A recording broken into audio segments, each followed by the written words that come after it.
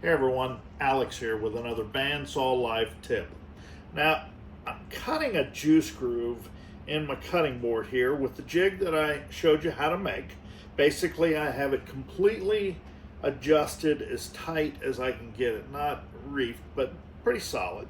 I've also clamped it down to what I think is probably the flattest surface I have in the shop, woodpecker's router table.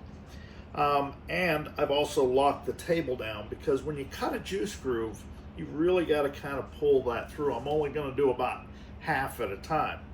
Now, the other thing with a juice groove, you've got to really control this thing. You only have the outside edge to keep in contact, and all it takes is just one little wiggle and that beautiful board turns to, well, you know what. Now, this particular router that I'm using today, you'll notice has a flat edge. So that's why I've got it backwards, so that I can pull this and keep it solid right against that, but at no time can that flat piece touch the outside, otherwise it gets out of the line. It is the router that I have. Now, it's a plunge. I've got it set up for about half.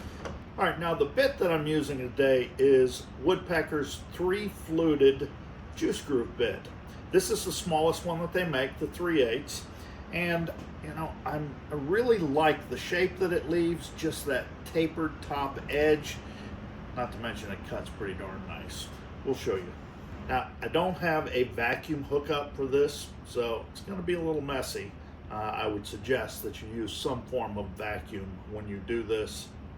A little bit cleaner. Safety first.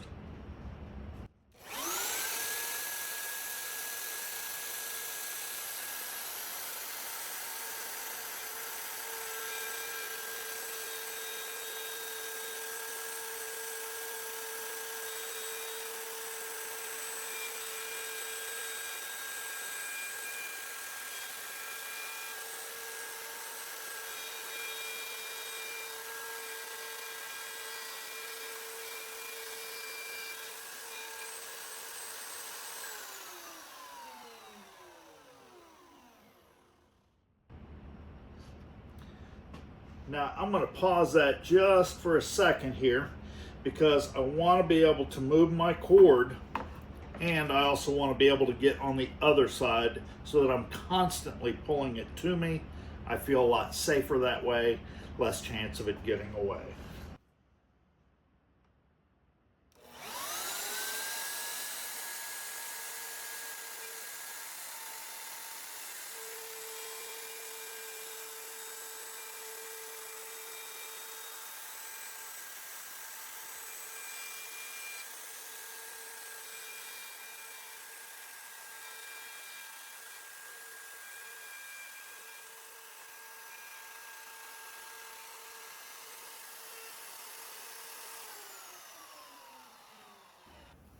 Now we'll do a little bit of scraping here.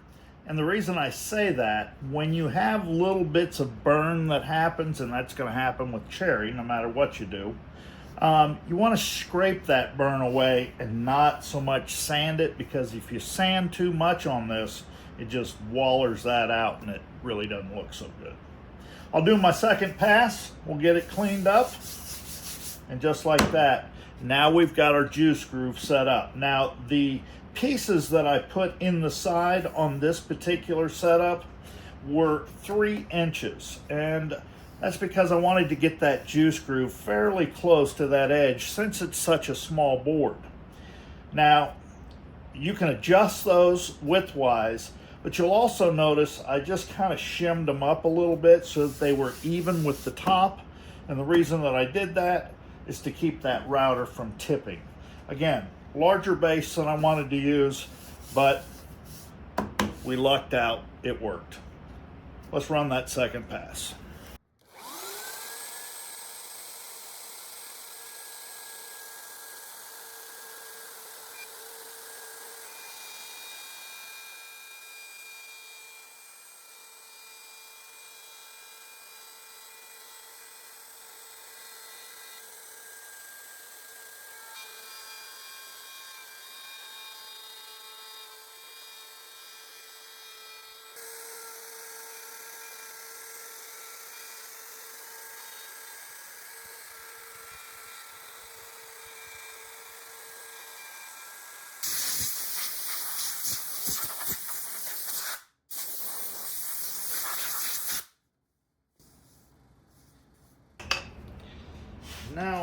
to do is loosen just a couple of these up.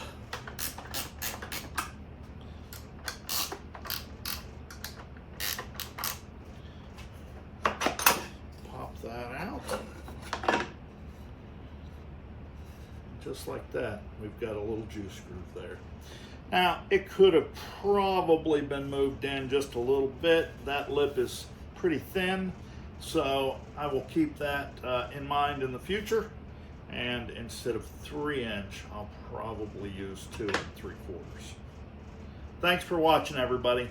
Don't forget to like and subscribe and hit that bell at the top if you want to know when new videos are coming out.